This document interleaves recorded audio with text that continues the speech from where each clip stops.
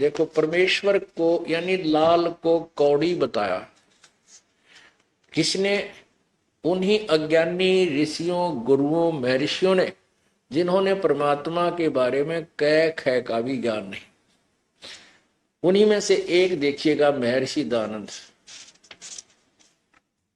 ये देखिएगा सत्यार्थ।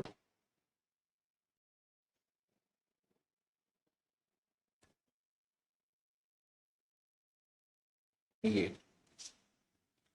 अथ सत्यार्थ प्रकाश है। वेद आदि विविध सदशास्त्र प्रमाणई संवित श्रीमत परमहंस परिवर्जा परिवराज काचार्य वर्जाकाचार्य महर्षि दानंद सरस्वती स्वामी विरचित, वही रचित है। प्रकाशक है वैदिक यतिमंडल, दानंद मठ, दीनानगर, पंजाब से।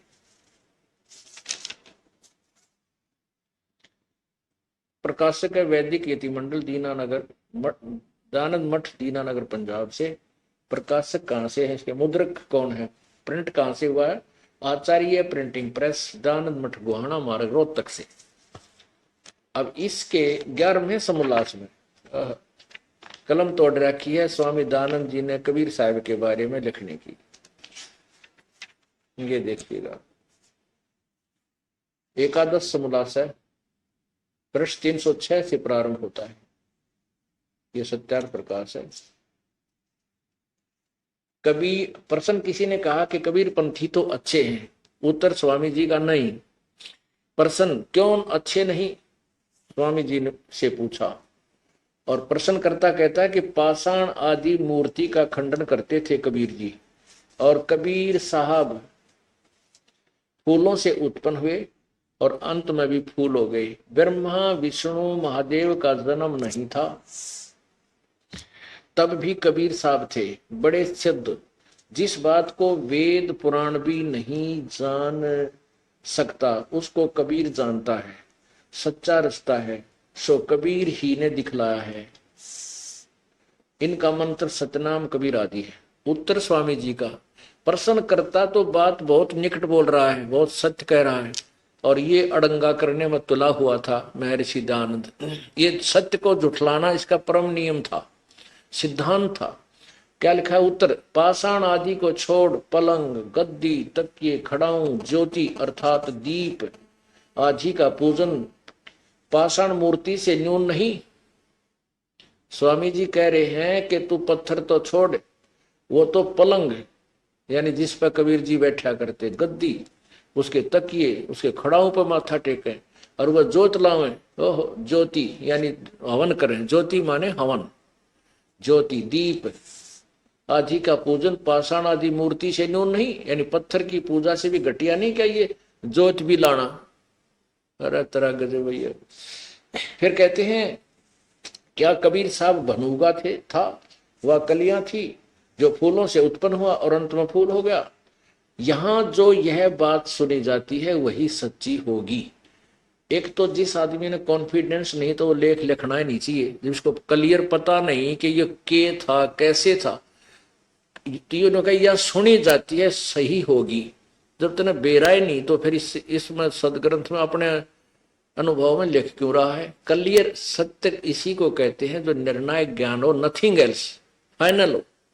और किसी भी, जैसे इन्होंने इसके अनुवाद में देखना महर्षि दानंद जी के द्वारा भाषा भाष्य यजुर्वेद या ऋग्वेद जितना भी इसने अड़ंगा कराया है, उसमें हर एक शब्द के बाद लिखा है इसका अर्थ या वा, अर्थ ये वा, उसके बाद फिर वा, उसके बाद फिर वा के होता हो तो कंटिन्यूस होना चाहिए उसका अर्थ। वाह का मतलब ये भी उसका है, ये भी उसका है, ये भी उसका है, ये कोई अनुवाद होता है? यहाँ देखो, फिर भी हम इसी को लेते हैं पहले। यहाँ जो ये बात सुनी जाती है वही सच्ची होगी कि कोई दुल्हा काशी में रहता था, उसका लड़का बालक नहीं था, बाला नहीं था। एक समय थोड़ी सी रात्रि थी, बाजार में चला जाता था तो देखा सड़क के किनारे में एक टोकरी में फूलों के बीच में उसी रात का जन्मा बालक था। वो है उसको उठा ले गया, अपनी स्त्री को दिया, उसने पालन किया। जब वह बड़ा हुआ तब दुल्हे का काम करता था। किसी पंडित के पास संस्कृत पढ़ने के लिए गया। उसने उसको उसका अपमान किया, कहा कि हम जुल्हे को नहीं पढ़ाते। इस प्रकार कई पंडितों के पास फिरा, परंतु किसी ने न पढ़ाया। तब ऊट पटांग भाषा बनाकर जुल्हे आदि नीच लोगों को समझाने लगा। अरे तरह गजब भैया, एक पूरे समुदाय को नीच शब्द प्रयोग करा, जुल्हे आदि नीच लोगों को समझाने लगा। तंबूरे लेकर गाता था। अय है, अब देखो वेद कहेंगे इस बात को पुण्यात्माओं। अब जो स्वामी जी जिसको नकार रहे हैं, दानंद जी जिसको कह रहे हैं वो तो ऐसे था वैसा था, उसका वेद समर्थन करेंगे। कबीर जी के विषय में स्वामी दानंद जी कह रहे हैं, तंबूरे लेकर गाता था, भजन बनाता था, विशेष पंडित शास्त्र वेदों की निंदा किया करता था। कुछ मूर्ख लोग उसके जाल में फंस गए। जब मर गया तब लोगों ने उसको सिद्ध बना लिया। जो जो उसने जीते जी बनाया था उसको उसके चेले पढ़ते रहे। कान को मूंद कर जो शब्द सुना जाता उसको अनहत शब्द सिद्धांत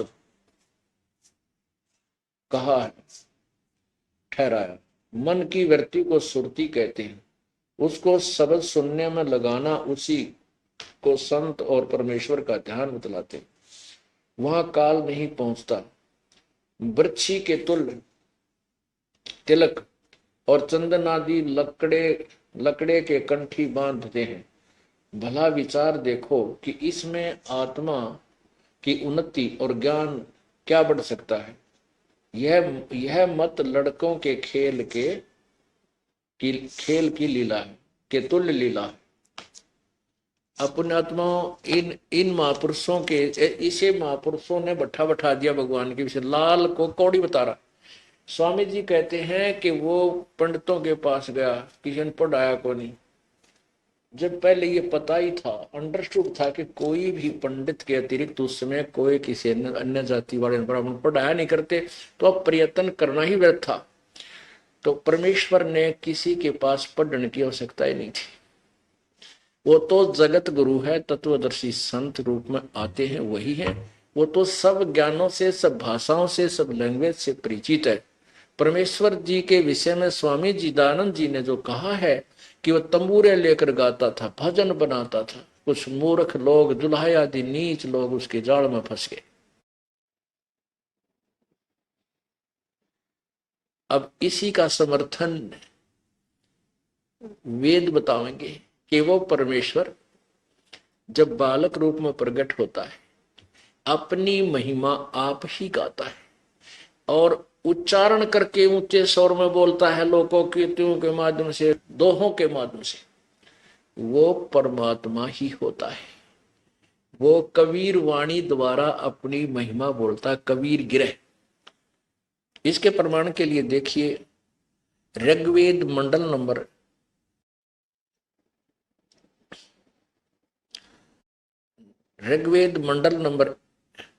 9 सूक्त नंबर 96 यानी 96 के मंत्र 16 से लेकर 20 तक, उसमें स्पष्ट ये भी किया है कि वो परमात्मा तीसरे धाम में रहता है। पुण्यात्मा,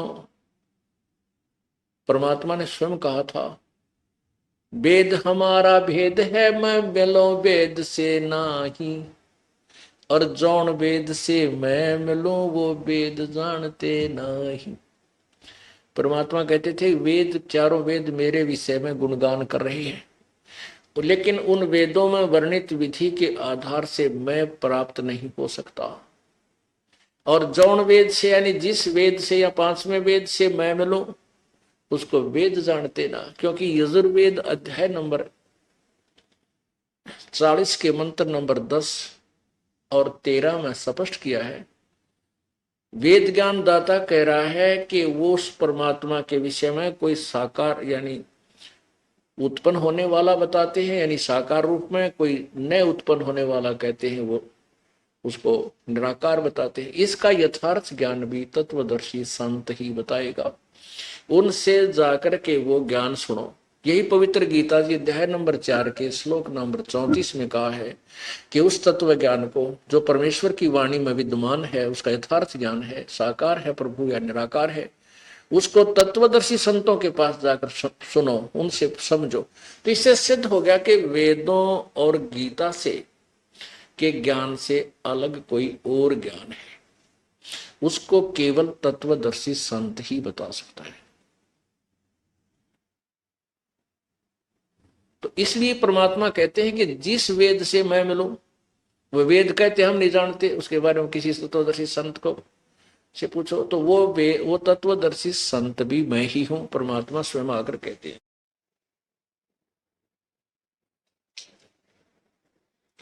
ये देखिएगा यजुर्वेद।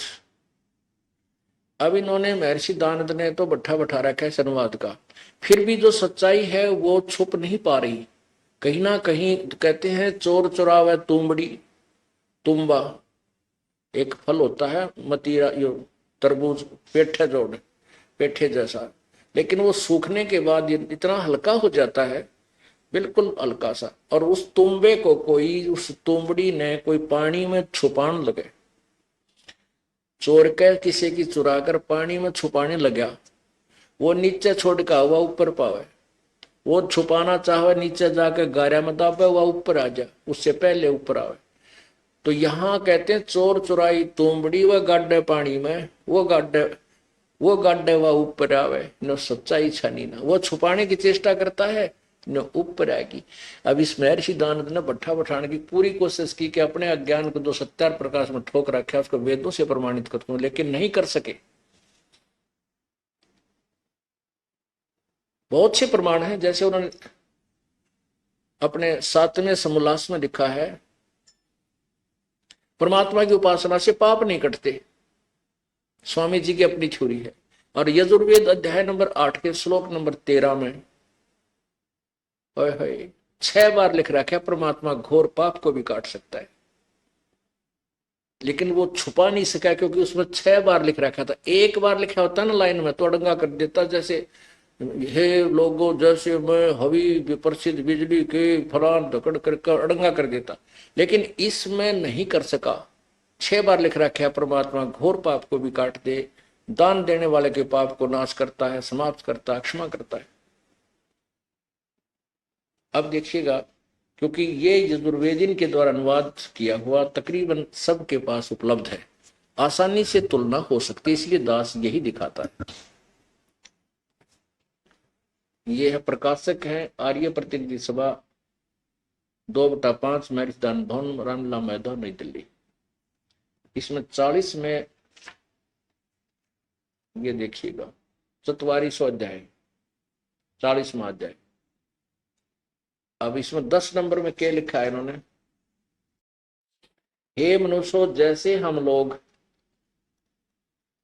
धीराणा माने मेधावी योगी विद्वानों से, धीराणा माने तत्वदर्शी संतों से, इन्होंने लिखा मेधावी योगी विद्वानों से वचन सुनते हैं, वे लोग हमारे प्रति विचक्षणे व्याख्या अनुपूर्वक कहते हैं, वे लोग संभवात संयोग अन्य कार्य से अन्यत एवं और ही कार्य का फल आहु कहते हैं, असंभवात उत्पन्न नहीं होने वाले कारण से अन्यत आहु कहते हैं, इति इस बात को तुम भी सुनो। अब इसका अर्थ क्या है, क्योंकि परमात्मा के विषय में बात चल रही है, पिछले श्लोकों से संबंध है इसका, कि कोई तो अन्यत, देखो अन्यत कोई अन्यत और, यानी इसका अर्थ है कि कोई तो परमात्मा को संभवत माने जन्म लेने वाला,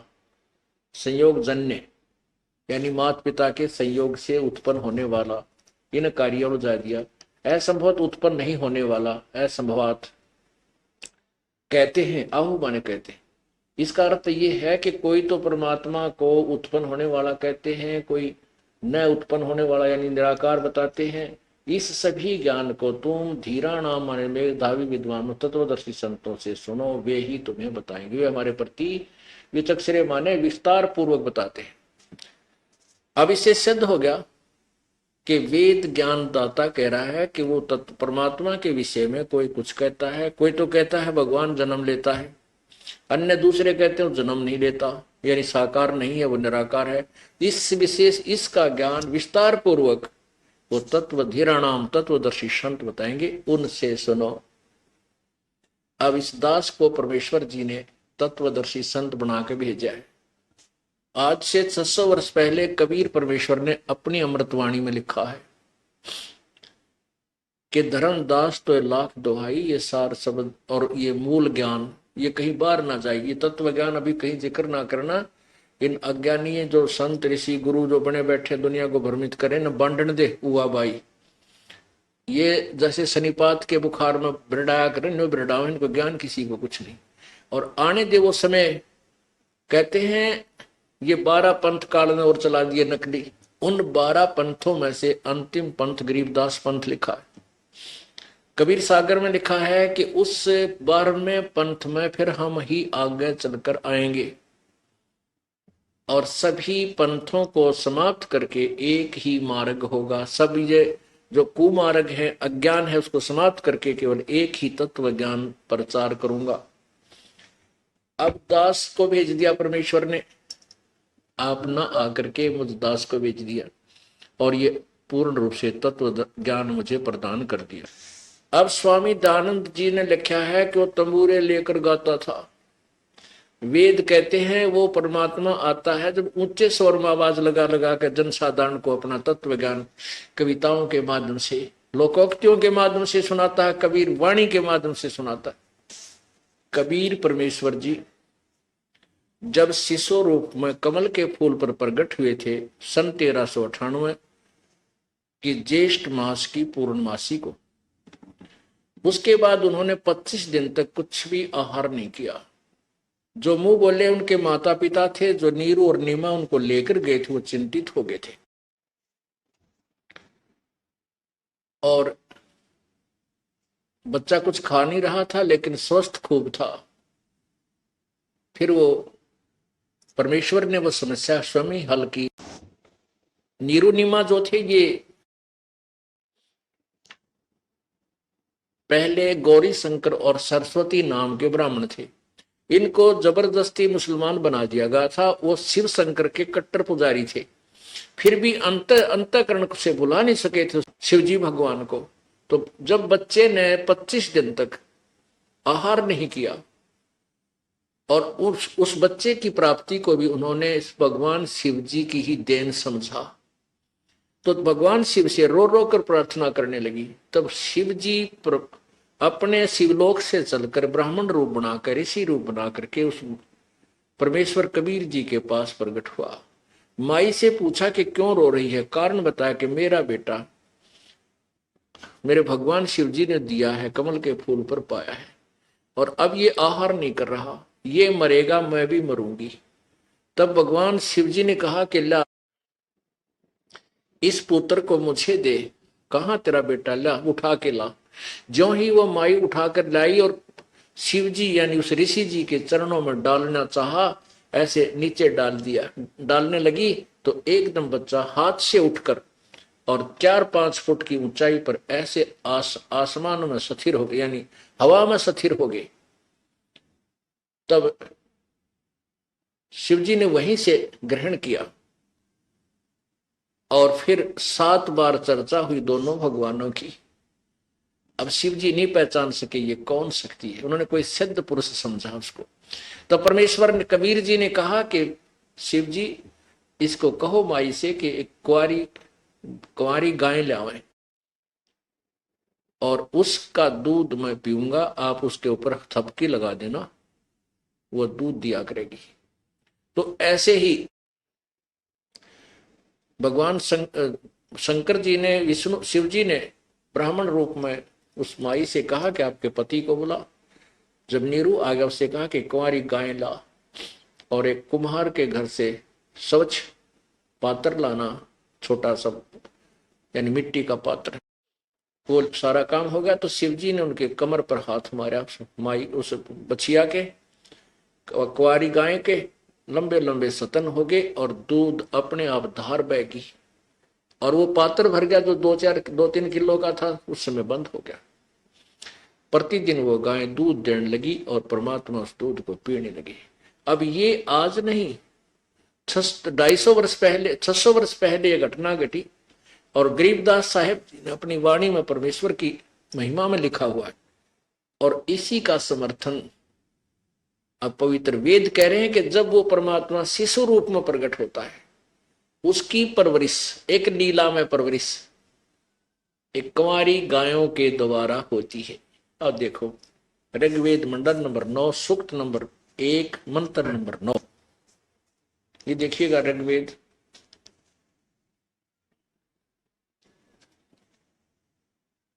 मंडल नंबर 9 और 10, महर्षि दानव सरस्वती, ये कहां से छुपा है?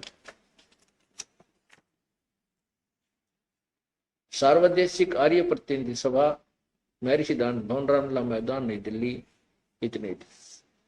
इसके मंडल नंबर 9 के सूक्त नंबर 1 के, यह है ऋग्वेद मंडल नंबर 9 सूक्त नंबर 1 और मंत्र नंबर 9। इसमें स्पष्ट किया है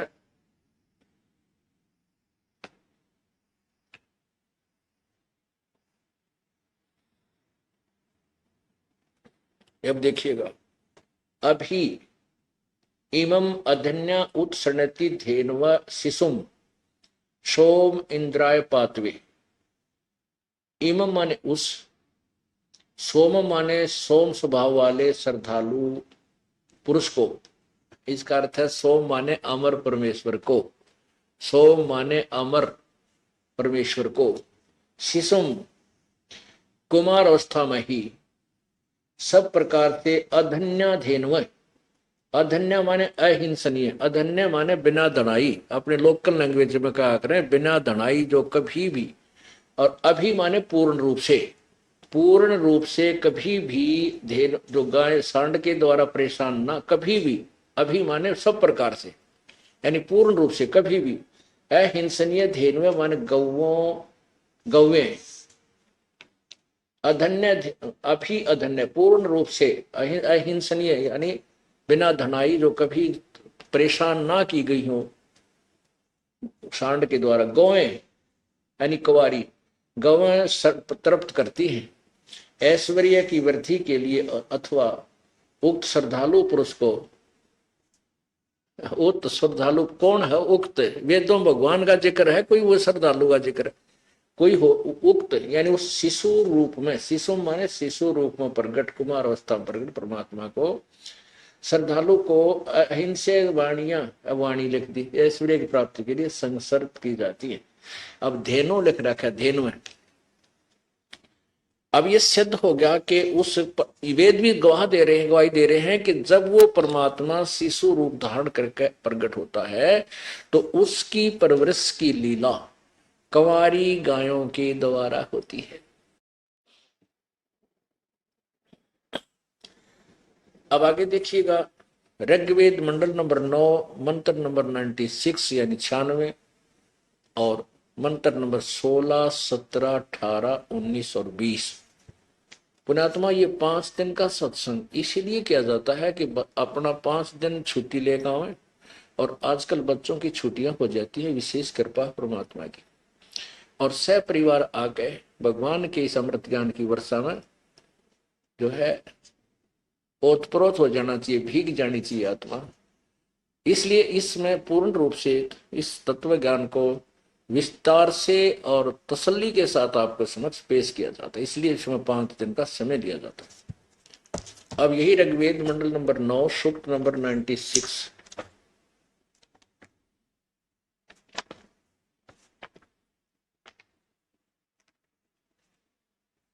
ये देखो मंडल नंबर 9 सूक्त 96 यानी 96 और मंत्र 16 में, इसमें वेद ज्ञान दाता प्रश्न कर रहा है परमात्मन हे पूर्ण परमात्मा, गोहम चारु यह सर्वश्रेष्ठ नाम, ये ब्रैकेट में संस्कृत है, इसमें सब सब अयुध है, अयुध माने होता है हथियार शस्त्र, सतोत्तर भी, पुय माने गुह चारु नाम, अभिवाजन सप्तरी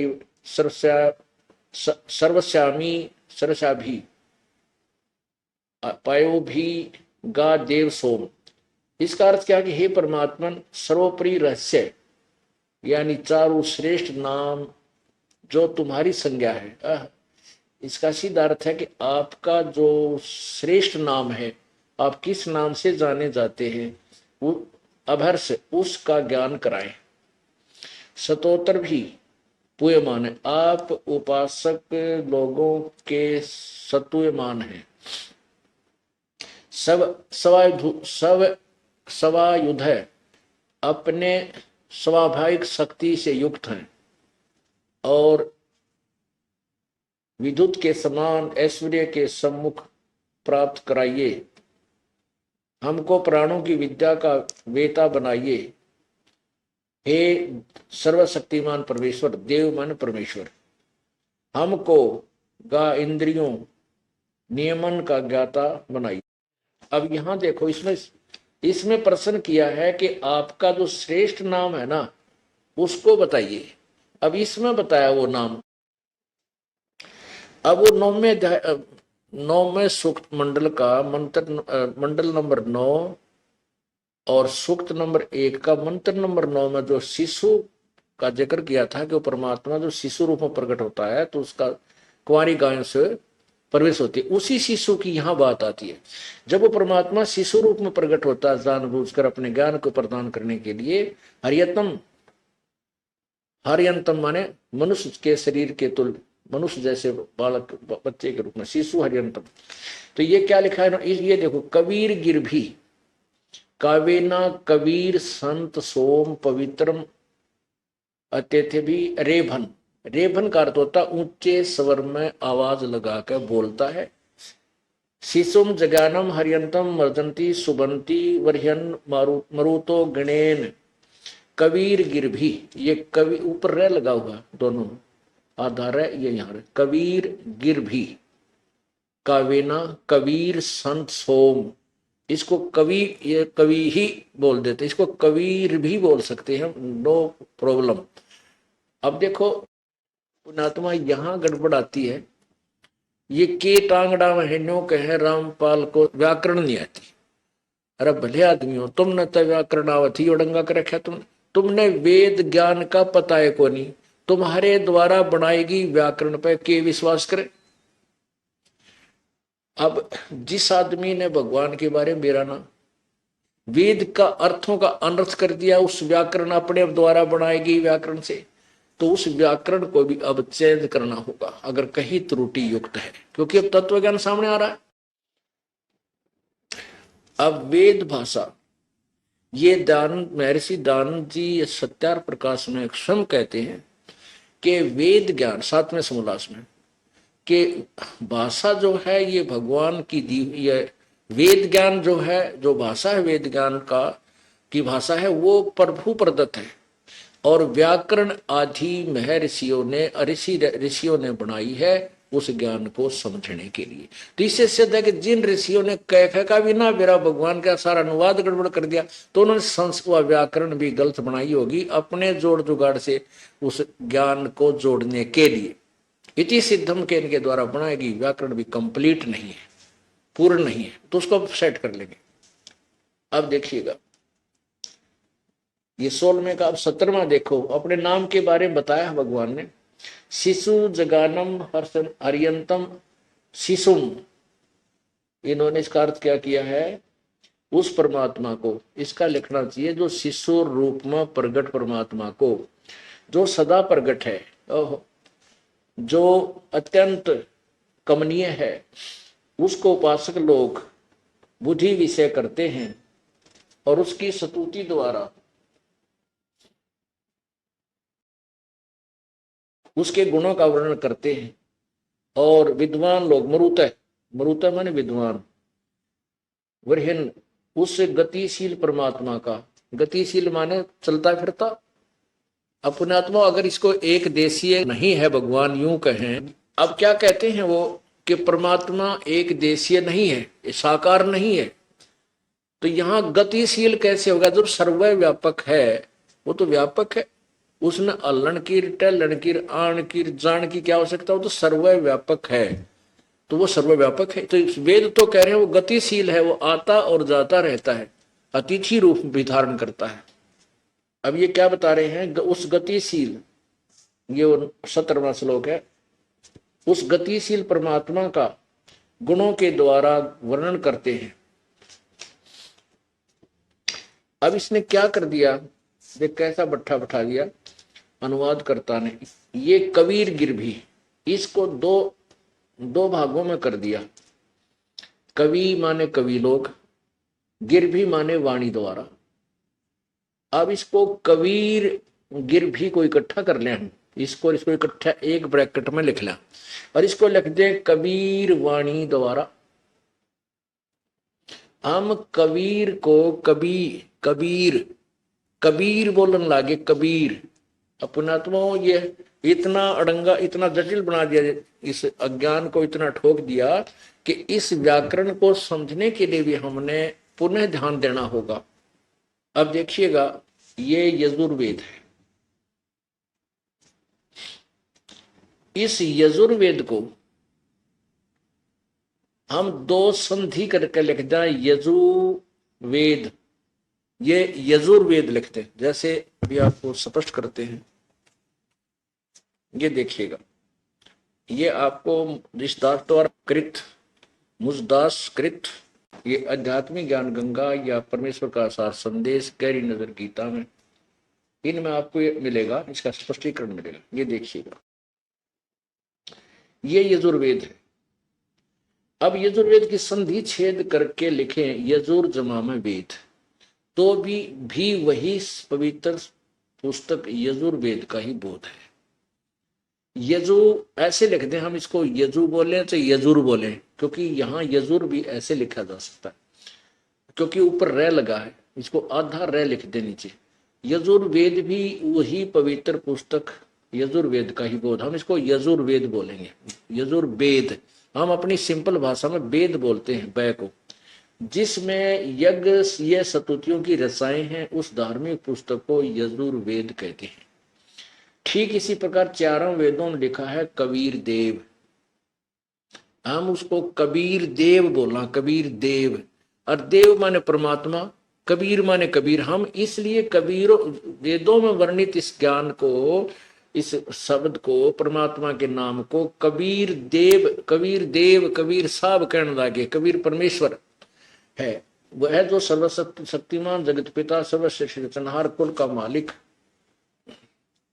पाप नाशक, काल की कारागार से छुटवाने वाला, बंदी छोड़ है। इसको कबीर देव लिखा, हम इसको कबीर देव, कबीर साहब, कबीर परमात्मा, कबीर कहने लगे। पूरी वह क्या बड़ी मात्रा लगाने लगे, वह क्या कबीर बना दिया, तो भी कबीर परमेश्वर का बोध है। कवि, अब जैसे ये बोलते हैं कवि ही, हम बोलते हैं से कबीर, तो क्या दिक्कत है? हम कबीर कहने लगे, कबीर देव लिखें तो भी कबीर परमेश्वर का, अर्थात कबीर प्रभु का ही बोध है। इसलिए कबीर देव उसी कबीर साहब का बोध करवाता है, उस सर्वशक्तिमान अजर प्रभु के बारे में। अब देखो, इस तत्व ज्ञान को समझने के लिए हमने बहुत कुछ समय भी लगाना पड़ेगा, और निष्पक्ष भाव से, यानी कति ये ना सोचें कि मैंने जो ज्ञान था वो सही है। ज्ञान तो आपका ना मेरा, ये ज्ञान तो सदग्रंथों का है और परमात्मा का दिया हुआ है।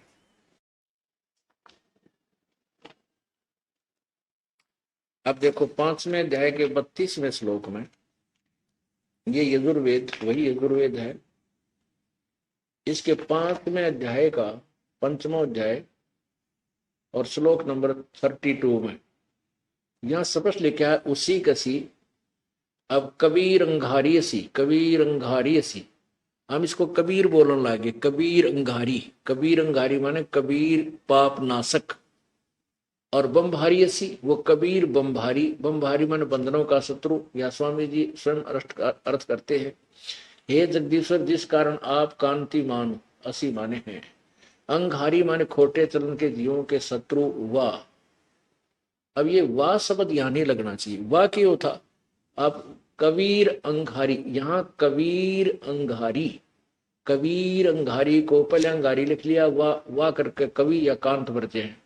कबीर अंगारी, आप कबीर परमात्मा पाप नाशक हैं, और बमभारी माने बंधन के शत्रु, वाह तारा आदि तंतुओं के विस्तार कर, वाह के था बंधनों के शत्रु हैं। यानी ये हर समय हर पॉइंट के बाद वाह शब्द जो लिखा जाता है ये अनुवाद ठीक नहीं। तो यहां इसे सिद्ध हो गया कि वो कबीर असी, कबीर हम इसको कबीर कहने लगे। अब देखना, और वो बम भारी ऐसी बंधनों का शत्रु रित धामा, वो सतलोक में रहता है। ये देखिए यही 32वां श्लोक, वो पंचम अध्याय का ही। फिर लिखा कि सवर ज्योति, सवर ज्योति स्वयं प्रकाशित, सवर ज्योति, ज्योति स्वर ज्योति माने स्वयं प्रकाशित, इसके अंतरिक्ष को प्रकाश करने वाला। इन्होंने लिखा रित धामा माने सतधाम युक्त, रित धाम माने सतधाम, ये कह रहे हम सतलोक कहते हैं, धाम को चाहे लोक कहो, सतलोक युक्त है, वो सतलोक में रहता। इसी का प्रमाण ऋग्वेद दे रहा है। अब देखो इसी यजुर्वेद अध्याय नंबर 29 में 29 में के 25वें श्लोक में आपको स्पष्ट करते हैं कि कबीर असी परचेता, वो कबीर ही अपने तत्व ज्ञान का बोध कराने वाला है।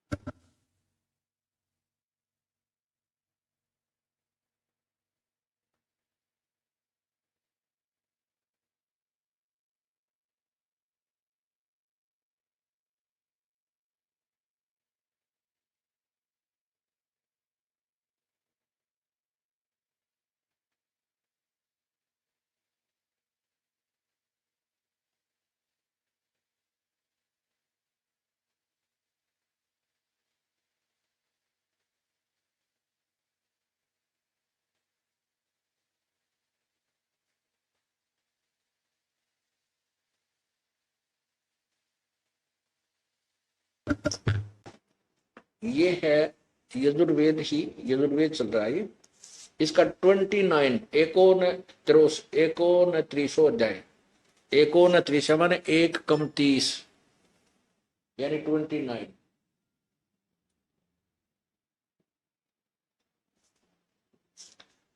इसमें स्पष्ट लिखा है समीधो अधय मनुष्यो दोरोणे देवो देवान यजसी जात वेद च आ वह मित्र मह चिकतवान त्वम दूत है कबीर असी परचेता। अब यहाँ कबीर, हम इसको कबीर असी, कबीर है, परचेता माने ज्ञान बोध कराने वाला, दूत माने अपने, चिकतवान माने समस्त ज्ञान को लेकर आने वाला, एक दूत रूप में संदेशवाहक रूप में, वह माने आने वाला, वो कबीर असी परचेता, वो कबीर ही है पर जो है हमें बोध कराने वाला। ये कबीर शब्द है, इसको हम कबीर बोलने लगे, कबीर कबीर। ये यहाँ अगर कवि अलग शब्द लिख देंगे, इन्होंने कवि लिख दिया, कवि। तो यहाँ यजुर्वेद की तरह कबीर असी, वो कबीर देव ही भगवान स्वयं दूत बनकर आता है। वह माने कुछ लेकर आने वाला संदेशवाह, दूत माने संदेशवाह, चिकितवान माने अपने समस्त ज्ञान का, वो मित्र में है। वो परमात्मा हमारा जो सच्चा साथी है वो मनुष्य रूप में प्रकट होता है। तो अब ये 2 मिनट का सत्संग आप और सुनिए। ये देखो, अब ऋग्वेद मंडल नंबर 9 सूक्त नंबर 96,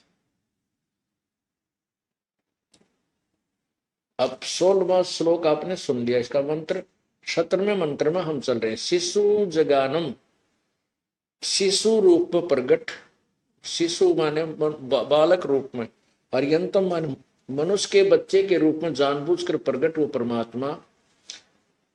उसके विषय में लिखा है कि जगह पर शिशु माने उस परमात्मा को, ये इन्होंने अपना कुछ और जोड़ने की चेष्टा की है, लेकिन यहां से अनुवाद उस परमात्मा को जो सब सदा प्रगट है, ये प्रगट होता है, इसका अर्थ ये होता है वस्तु जो अत्यंत कमनीय है उसको उपासक लोग बुद्धि विषय करते हैं और स्तुतियों के द्वारा गुणों का वर्णन करते हैं। मरुत माने विद्वान लोग उस गतिशील परमात्मा का गुणों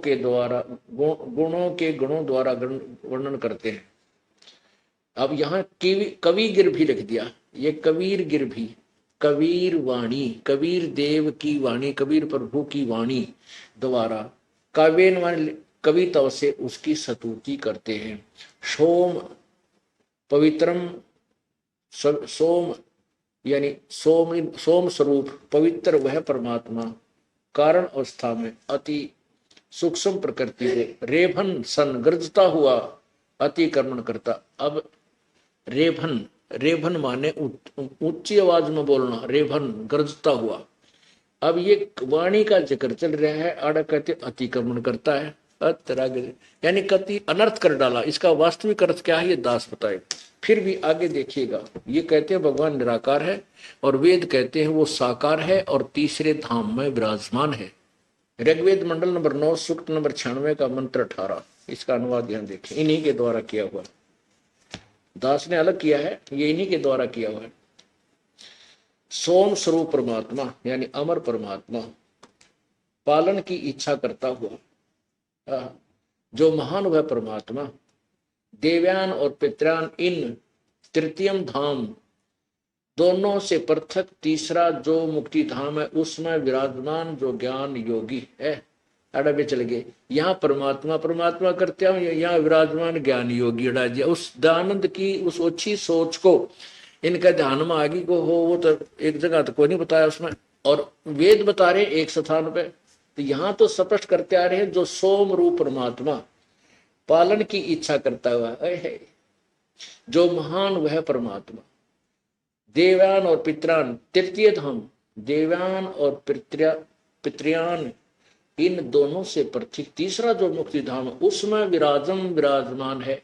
ये परमात्मा जिक्र है ना, अड़ा दिया। विराजमान जो ज्ञान योगी है उसको प्रकाश करने वाला और तरह गजब सतुमान है आदि आदि।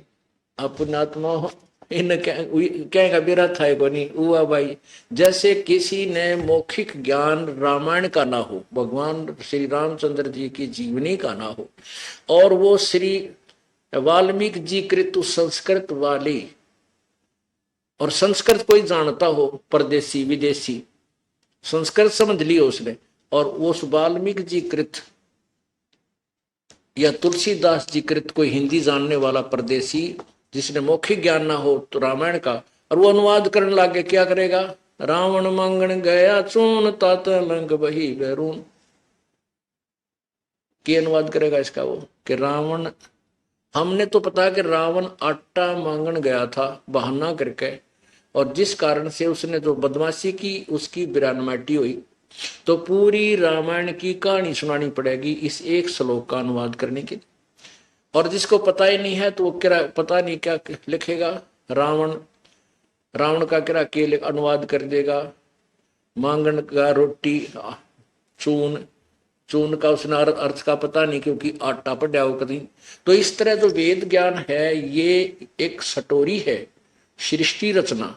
उस सृष्टि रचना का जो दास आपको बार बार समझाता है प्रभु कबीर दत्त है। तो वो जब तक आप सृष्टि रचना से परिचित नहीं होगे तब तक आप इन सदग्रंथों के अनुवादों को कर ही नहीं सकते। तो सबसे पहले हमें वो मौखिक सृष्टि रचना ज्ञान होनी चाहिए जो आपको शाम के समय बताई जाएगी। बोलो सतगुरुदेव। पुण्यात्मा, ये सत्संग समागम परमेश्वर कबीर जी के आगमन के उपलक्ष्य में हो रहा है। आज सुबह के सत्संग में आपने सुना कि परमेश्वर कबीर जी, कबीर देव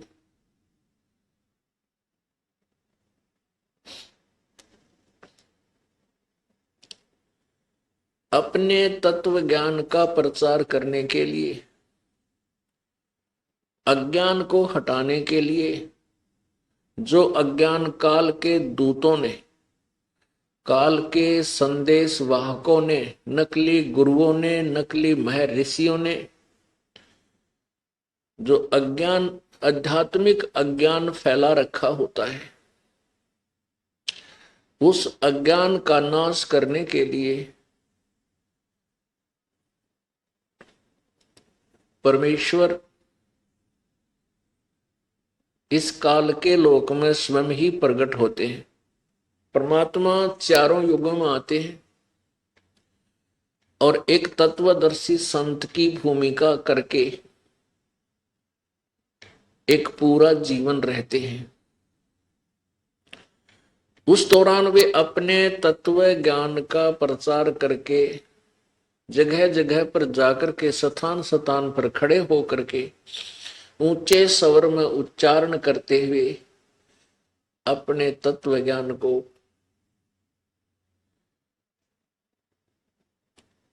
अपनी प्यारी आत्माओं को सुनाते हैं। वो कोयल वाली बोली बोलते हैं।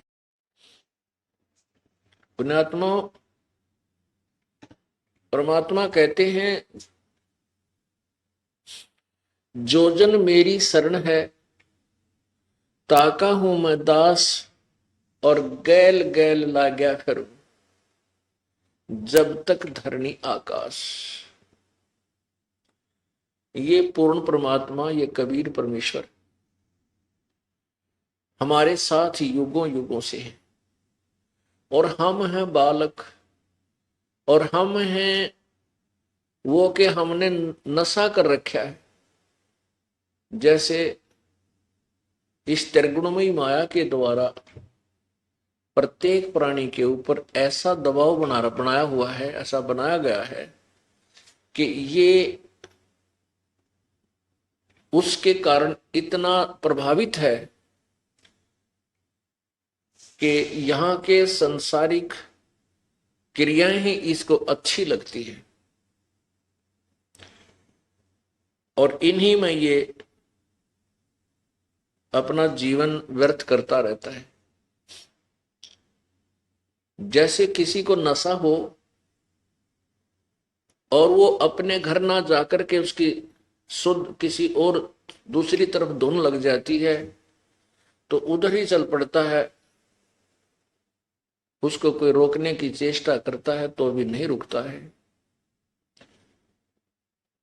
जैसे किसी ने शराब पी रखी है, जवान बालक है, पिताजी पीछे पीछे फिरता, बेटा तू घर पर चल, वो कहता तो अब पिताजी फिर भी पीछे पीछे फिरता है।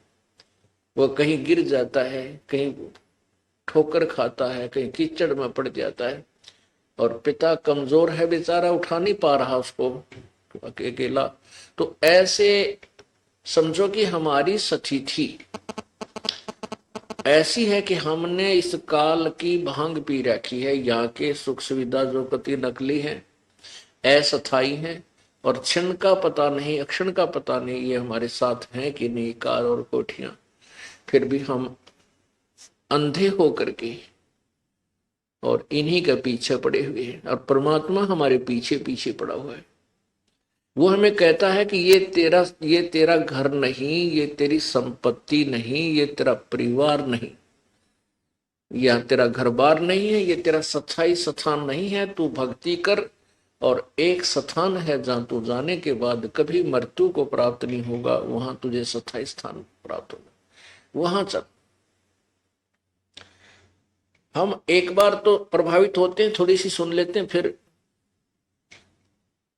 फिर उसी सपीड़ते इसी काल के जाल में ही उलझे रह जाते। परमात्मा इतने दयालु हैं कि हमें फिर रह रह कर आकर के चेताते हैं और अपने निज घर की जानकारी, निज घर का संदेश देते हैं। तो वो परमात्मा चारों युगों में आते हैं।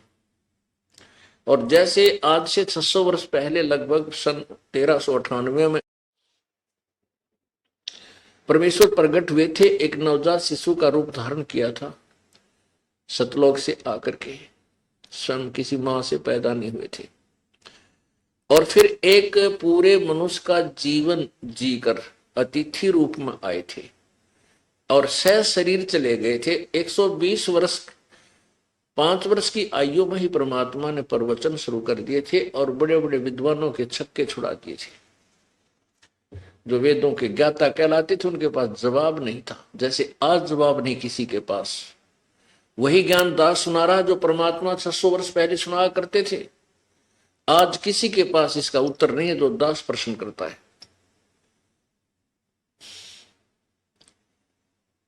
तो परमात्मा ऐसे ही प्रत्येक युग में आते हैं। सतयुग में आए, उनका नाम सत्य सुकृत था, और इसी प्रकार कमल के फूल पर प्रकट हुए, और वहां इसी प्रकार उन्होंने 25 दिन तक, उस दिन तक खाना नहीं खाया, आहार नहीं किया। फिर परमात्मा ने वही लीला की, कुंवारी गायों से उनका वो दूध जो निकाला, उससे परमात्मा का धारण पोषण हुआ। वैसे तो सबका धारण पोषण करने वाला, उसको धारण पोषण की आवश्यकता नहीं, फिर भी लीला करते हैं परमात्मा। तो इसी प्रकार त्रेता युग में परमात्मा आए मुनिंदर नाम, ऋषि मुनिंदर के नाम से। उस समय भी सतयुग में आए, उस समय भी अपने तत्व ज्ञान का प्रचार किया था।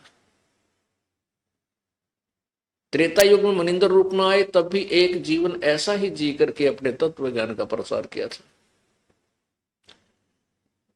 और द्वापर युग में आए करुणामय नाम से, तब भी अपने इस तत्व ज्ञान का ऐसे ही कुछ वर्षों तक रह करके प्रचार किया और लिपिबद्ध करवाया।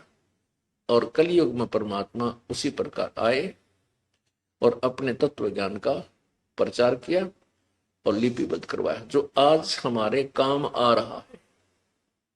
उसी के आधार से हम चल रहे हैं और उसी का समर्थन सब सदग्रंथों ने दिया है। अब जैसा कि आपने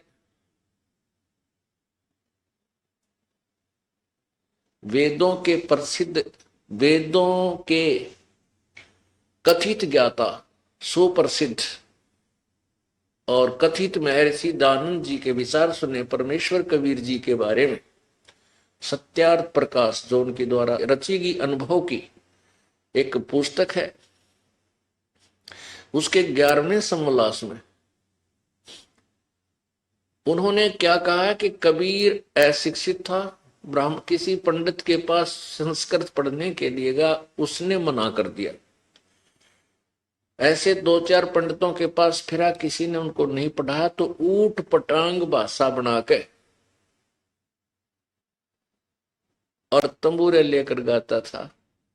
कुछ नीच जो लाए उसकी जाल में फंस गए। देखो, महर्षि और एक जाति समुदाय को और नीच शब्द प्रयोग किया। अब समाज सुधारक के ये शब्द होया करते हैं, ऊंच नीच कोई जाति से नहीं।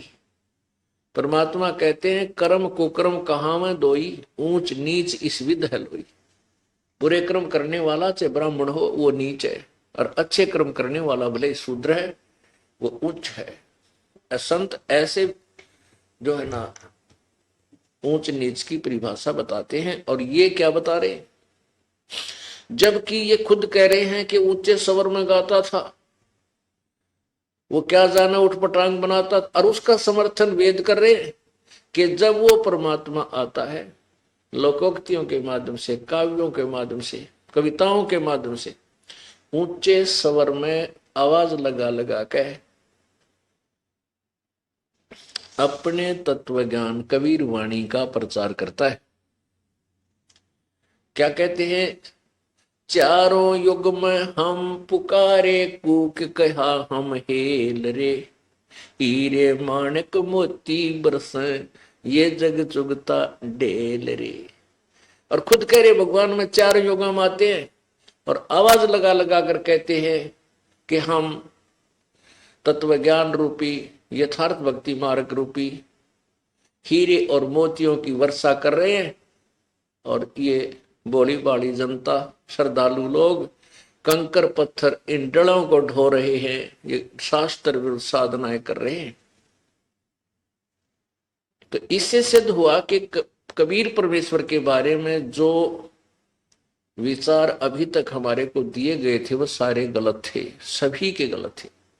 केवल परमेश्वर की अपनी महिमा जैसे गरीबदास साहिब ने सुनाई, और कबीर जी के बारे में कबीर सागर में जो लिखा हुआ है, धर्मदास जी ने जो लिखा वो सत्य है।